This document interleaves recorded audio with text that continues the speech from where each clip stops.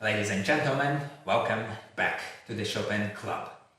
I hope you had nice holidays and could enjoy some time with your families despite all the restrictions.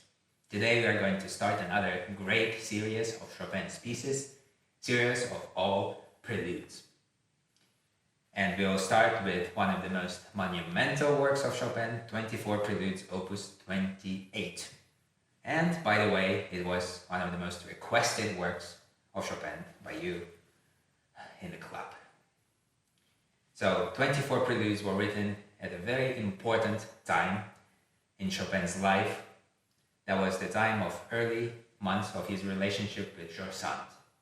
And then they decided to go for a romantic getaway, or a romantic trip to Mallorca.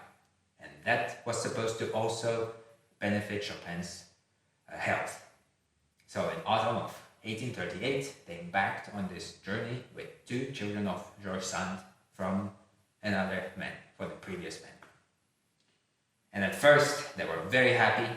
They were staying at a villa near Palma, and Chopin wrote in his letters how enjoyable it was, and the sun was doing a lot of good for his health. But then, after a while, things went south when George Sand decided to invite a local doctor to look at Chopin's illness, his tuberculosis. And what they didn't know, that there were 2 points of view at that time. The French doctors believed that tuberculosis was a hereditary disease, and the Spanish doctors believed that it was contagious. And now we know that they were right. So when the Spanish doctors saw a patient, a person sick with tuberculosis, they immediately notified the authorities. And they had to leave the property. They burned all the furniture. The owners of the property of the villa burned all the furniture and gave the bill for the furniture to the guests. So after that, it was difficult to find another accommodation because nobody would accept them as guests. And the only place that accepted them was Carthusian monastery in Valdemosa. And the weather became worse and worse, and now we know it was the time, December is the time of the rain season in Mallorca, and also the damp walls of the monastery didn't do any good.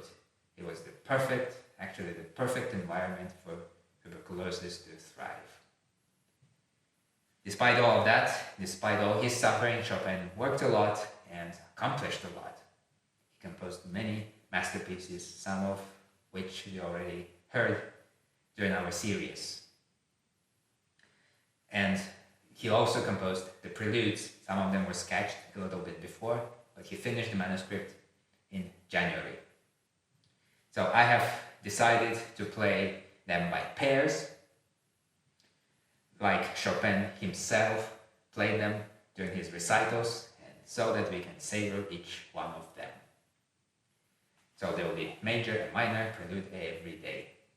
I hope you enjoyed this first pair of preludes, and I'll see you tomorrow for the next pair of wonderful preludes.